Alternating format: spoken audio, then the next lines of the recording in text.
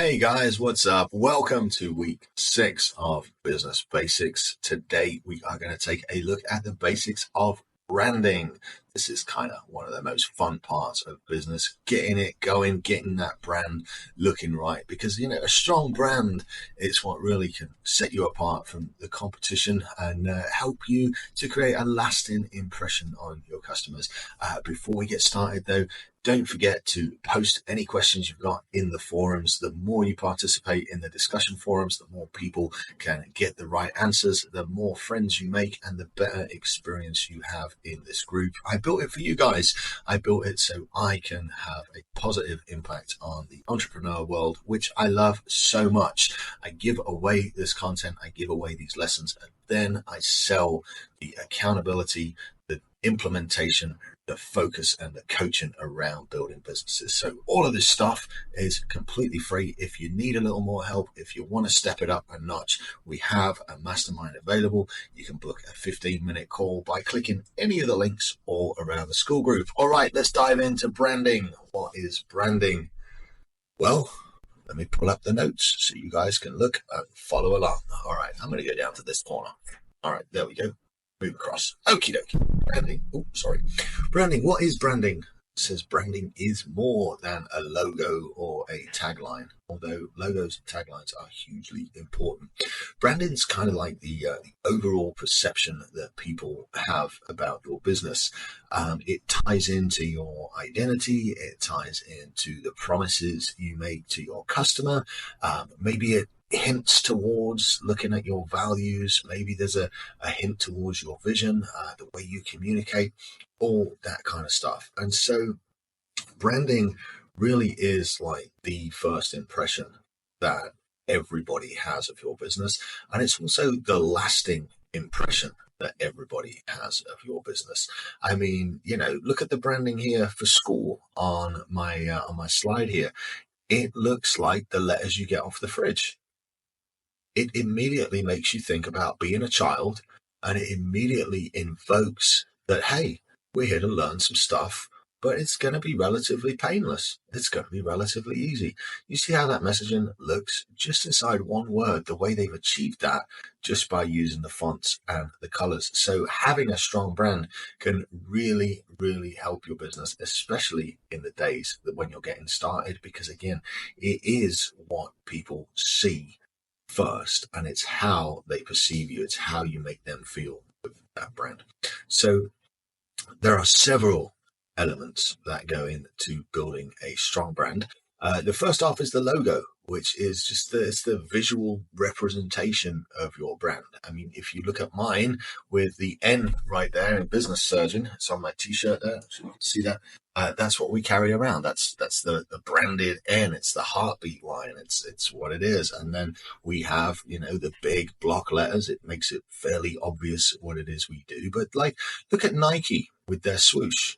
When you see a swoosh that Nike's there. Look at Under Armour with the play on the letters that they have, the U and the A.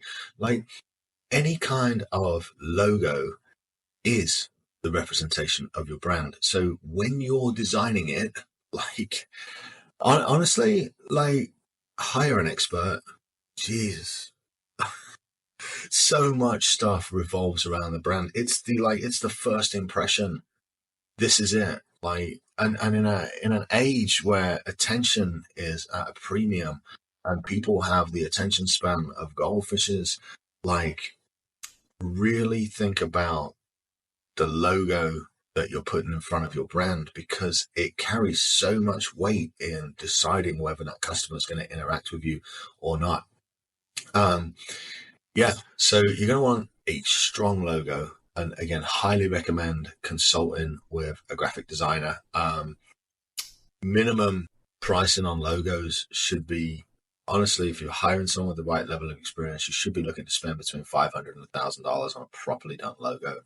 And that's on the minimum side of things. I mean, I know companies spend tens of thousands of dollars on them. That can work too. This is one of the things, though, I don't advise making yourself on Canva. I would actually advise to find somebody through either my network or through your network or any of the groups that you're in that's got some experience in building logos and look at their portfolio before you hire them. There's a lot of people on Fiverr who'll just spit something out on Canva and give it to you, but really the logo and whether it's understandable, instantly recognizable, and whether it connects with your audience are like it's just so important. It's so important that it's definitely worth paying an expert to help you with. Underneath your logo or along with your logo, you want a tagline, a memorable phrase that captures the essence of your brand. The tagline I use is engineer your reality, which spilled over from my time in the Texas Media Foundry, because essentially what I do is a reality engineer.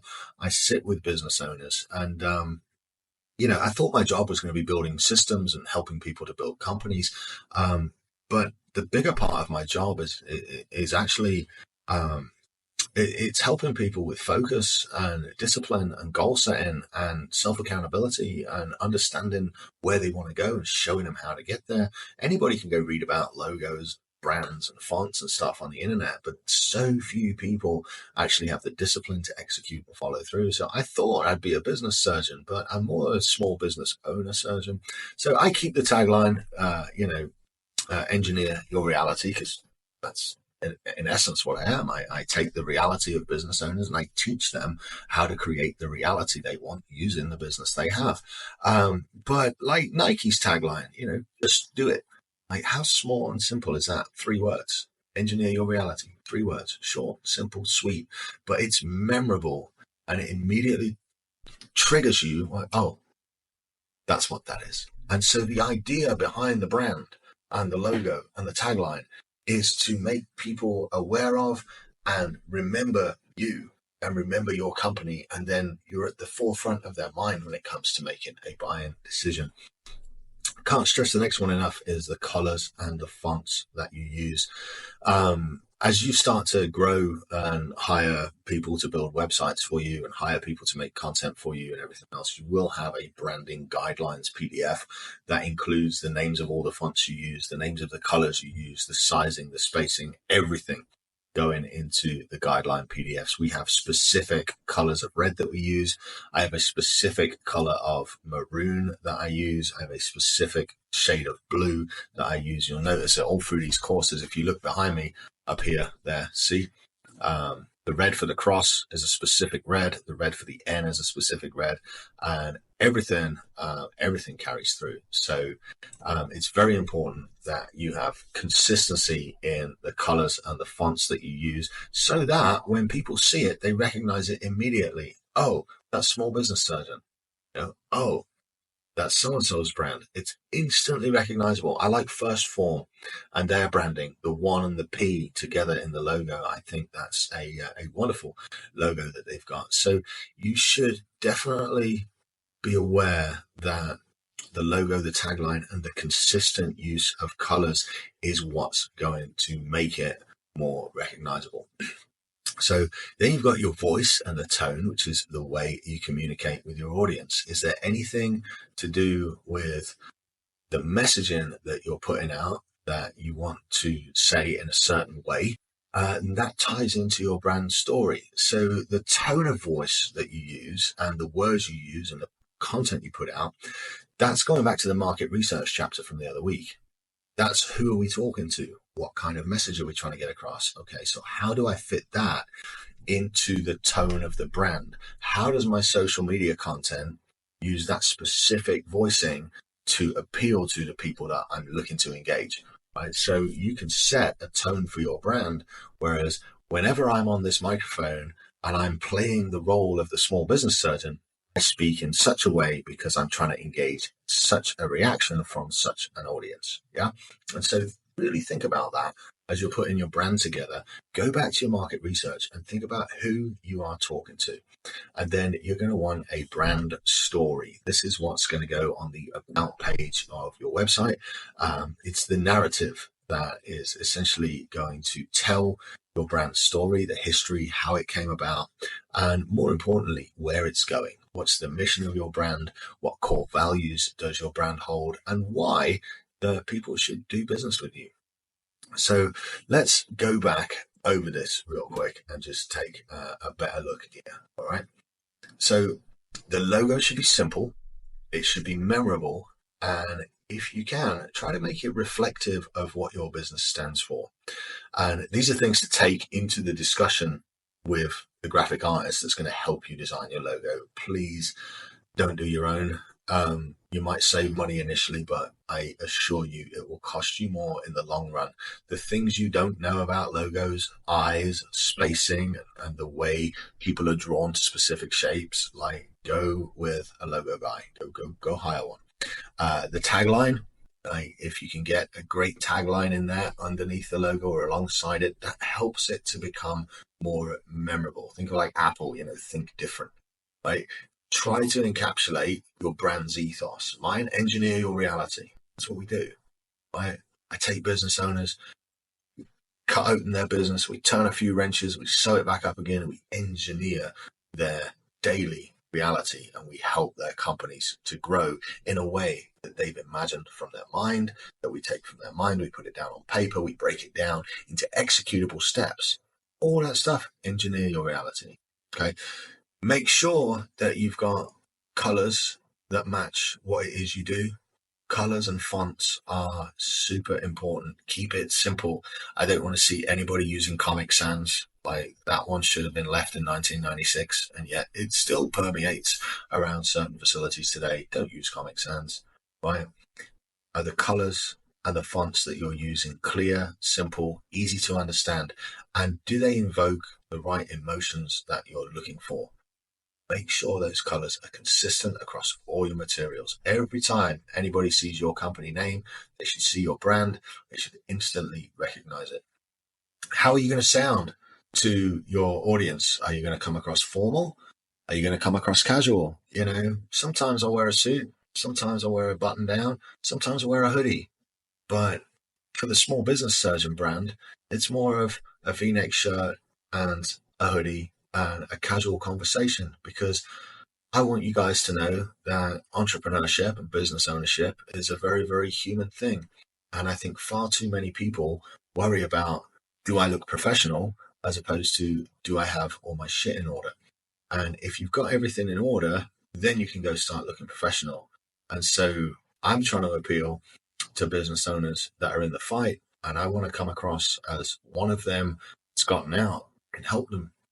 However, when I go into companies to build things, to build infrastructures, and to be a consultant, you're damn right that I'm properly dressed. Like, minimum button-down shirt, jacket, and slacks. Minimum. Because that's the tone that I want that level of client to understand me at. So when I'm coaching and when I'm teaching, I'm laid back. I want to be approachable. But when I'm consulting, I'm dressed up because I want to be the authority. Okay. So how you dress and how you set yourself up is critically important, because whatever room you're in is how people will treat you. So decide on what you're going to do and then stick to it. So every time I'm in consulting, every time I'm out in public, I'm well dressed. I've got my shit together. I'm wearing nice shoes. I'm wearing slacks. I'm wearing a button down. And every time I'm coaching, I dress down so I can be more relatable to the people that I'm trying to help. So set your voice, set your tone, and understand who you're talking to in the ways that you talk to them. That's hugely important when you're putting your brand together. All right, so let's have a look at building our brand. Research, back to the market research level. Yes, understand your target audience and your competitors as well as you can. Okay, we want to research them, then we're going to define our brand. What is your brand's mission? What's your brand's vision? What are your brand's values? Okay, when you create your visual elements, have a go at it, sketch out what you're thinking, but please get a professional. As somebody that owned a media company and did branding for a lot of people, it's just night and day difference. Understanding where things should be placed and what sizes they should be in order to make the eyes move from one side to the other and make it memorable. with my media company, I hired the best graphic designers I could.